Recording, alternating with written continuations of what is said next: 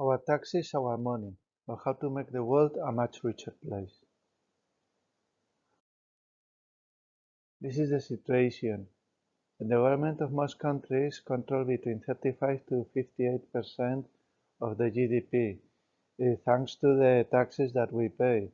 This is half of the wealth created by the entire country. It's easy to deduce that avoiding the waste of public resources in the public spending is paramount for the economic growth of each country. But this is the question. Is all that half of the GDP that the government takes, is it managed properly? We all care about our own money, but have you ever spent money in something that you really didn't need? Maybe you were at work and you received an email saying, quick, we need to spend this $20,000 in equipment. Any idea for equipment? Maybe the equipment bought in this rush was not the most used later on. This was in the small scale, but let's imagine on the grand scale. Can you picture being in charge of a budget worth $1 trillion? That's the reality of many governments. But is it realistic to expect that an individual or group, doesn't matter how capable they are, could efficiently manage such a colossal sum? Is it even possible? Setting aside issues of corruption and spending on controversial policies, do you believe the government manages its budget effectively? If we people struggle to manage our own money in an efficient manner, can you imagine the room for improvement that there is in the public spending? However, if you ask any politician in power, they will probably tell you that money is being managed better than ever, and will ask you for your trust.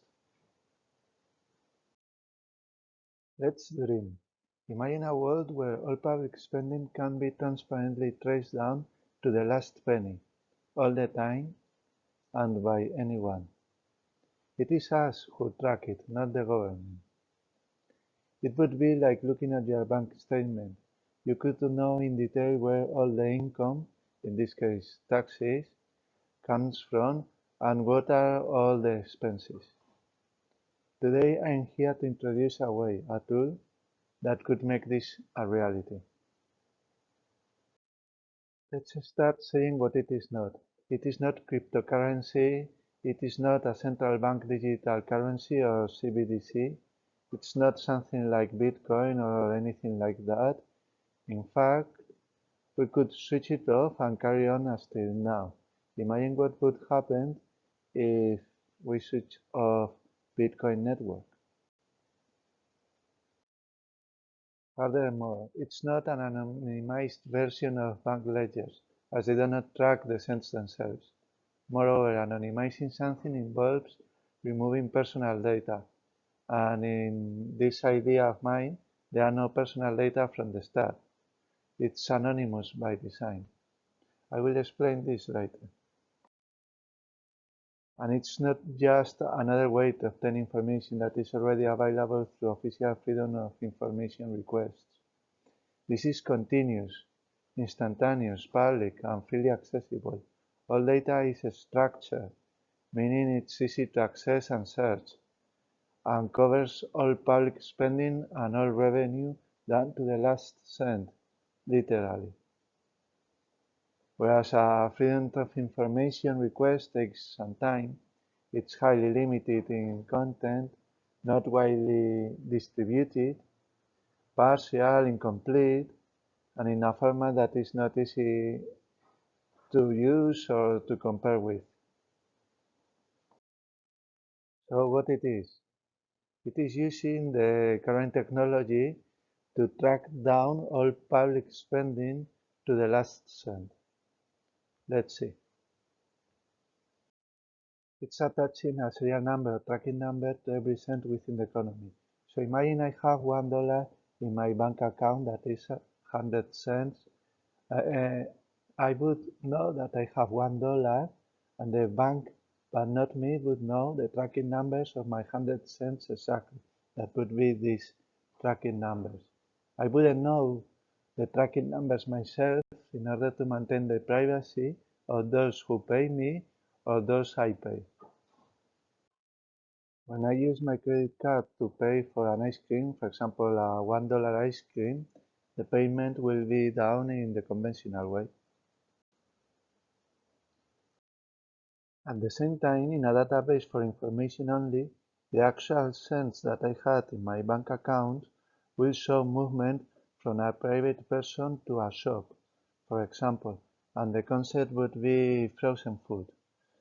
The movement of each cent because of the transaction is recorded in a database, specifically in a permissioned public distributed layer, where payee and payer are not recorded and cannot be recorded. There is no provision to record personal data. However, the government transactions are more detailed and there are publicly known codes to identify the government accounts. For example, in this case, is the City Hall of Palo Alto. This idea implies a change of paradigm. For example, if I owe you 20 pounds, you would expect from me to give you 20 pounds, right? And you wouldn't care at all about the serial number. However, in this database, what it is important is the serial number, is the money. It's not so important who pays to who, but the actual money. For example, if I make a bank transfer to you of 20 pounds, you do not care about the serial number of those 20 pounds. The only important thing is that in my bank account against my name, I have 20 pounds less, and in your bank account against your name, there is 20 pounds more. In this system, what we pay attention is to actually the serial number. And the only thing that we would know is that this 20 pounds with this serial number goes from a person that we do not know who to, another person that we do not know who. This is the case for every private transaction.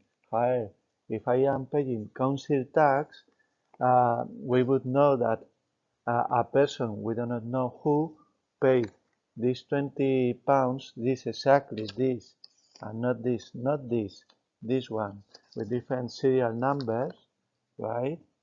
So this one to the council tax. This is completely different to what we are normally used. For example, if somebody owes you 20 pounds, what you are interested is in that person paying you 20 pounds. In my bank statement, the data is that I have 20 pounds more or 20 pounds less, depending if I am paying to who I pay and from who do I get the payment. This is completely different because in this system we pay attention to the money itself, not to who pays or who is paid.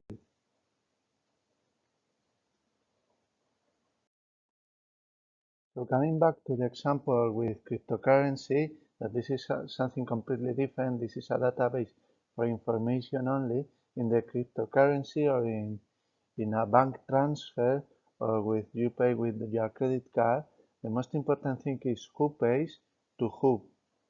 However, in this database that is for information only, it doesn't matter who is the person and doesn't matter who is the business that is getting paid.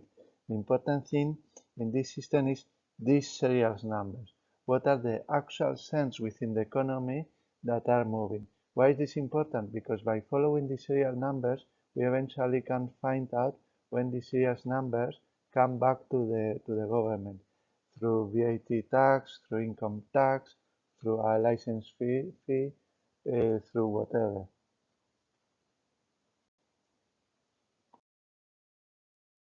In order to make sure that all the movement of every cent within the economy is recorded in this database, a secondary database also records anonymized transactions. Well, there is no personal data in the first place, but with a reference number or hash available for the parties.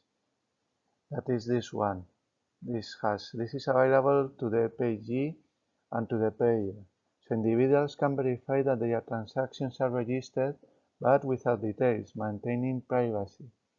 Individuals can verify that the total amount of transactions within a day, a region, and a type of concept match in both databases.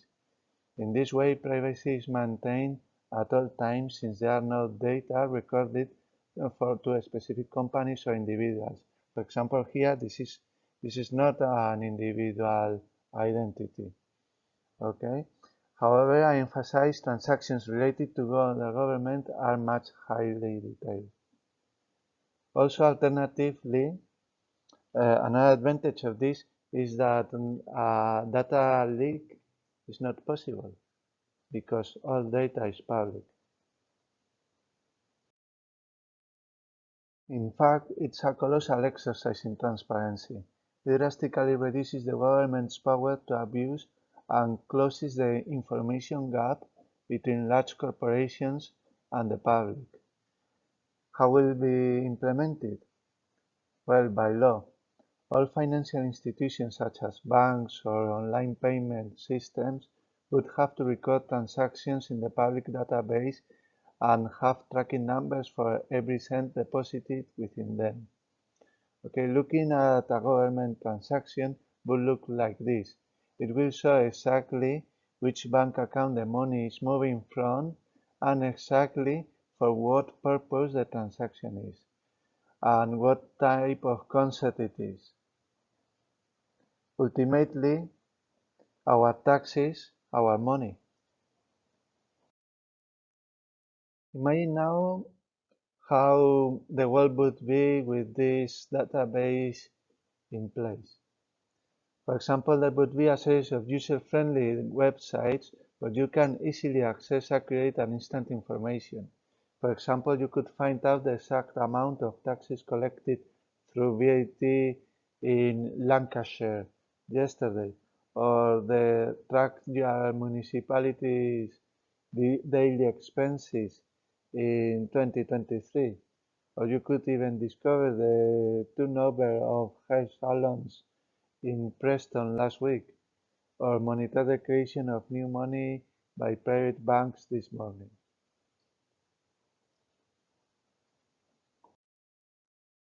So this is a phenomenal system to conduct a statistical analysis of the economy to a detail that was not possible before. But this is not only this. For example, you could run real tests of the economy. For example, let's think about a real test to find out if increasing or decreasing the VAT tax is beneficial. Would an increment of VAT would be beneficial or would be detrimental? Well, let's find out with this type of experiment. Let's see. Let's slightly increase the VAT in odd months and reduce it slightly in even months. So we send a signal to the economy that is similar to a radio signal with its own frequency. In this case, the signal period is 2 months. We could track the signal and see the effects within the economy.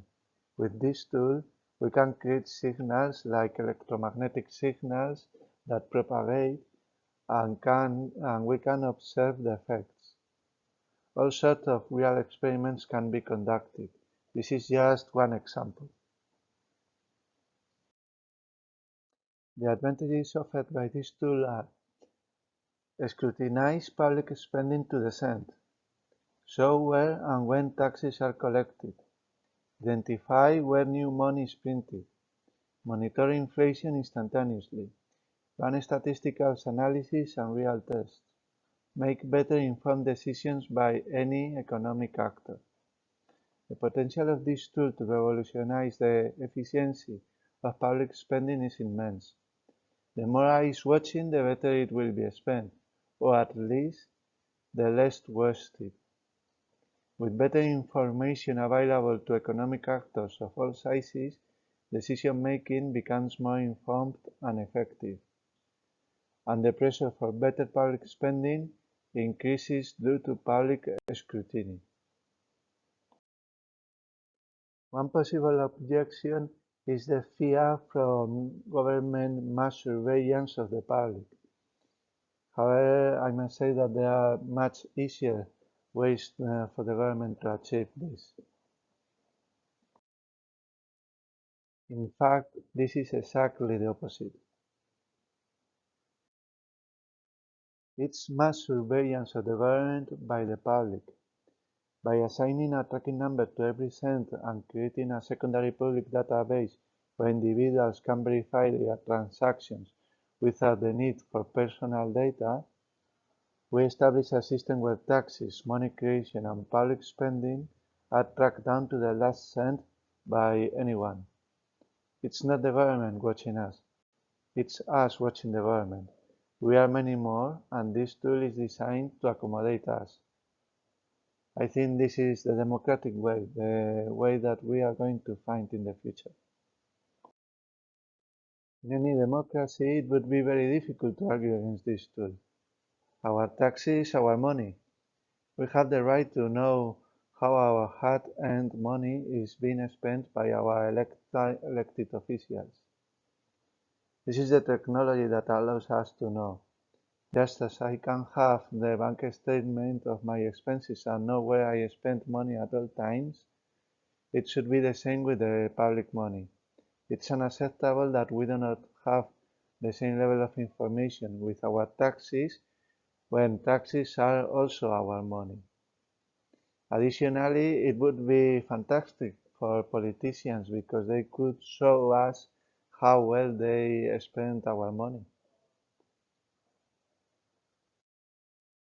Transparency is one of the main pillars of democracy. Throughout the centuries, transparency has increased, and the emergence of digital data in recent decades has shifted the balance of information towards large organizations, especially governments. However, individuals now have more power, more opportunities, and more access to information than ever before. That's why I believe the time will come when instant access to public spending, down to the last cent, will be available to anyone. When will it be? Maybe in 2100, in 2080? So imagine the result of applying this tool. If public spending can be tracked down to the last cent, the increment of its efficiency and the avoidance of wasting public resources would be increased. And imagine the effect that would have in the economy if this accumulated benefit happens during many years, in many decades. Earlier, I posed the question, when this will happen? I said in 2100, in 2080, or perhaps in the next decade. Well, that depends on you, on your demand to politicians to implement this, on public demand. If you share this idea with others, that public demand will increase. In this freely accessible article, you can find more information. It explains the interaction of this system with the central bank, with fractional reserve banking, with credit creation, with cash, and many other details. You can find it in the first comment or in the description. My name is Gonzalo Garcia-Atance. Thank you.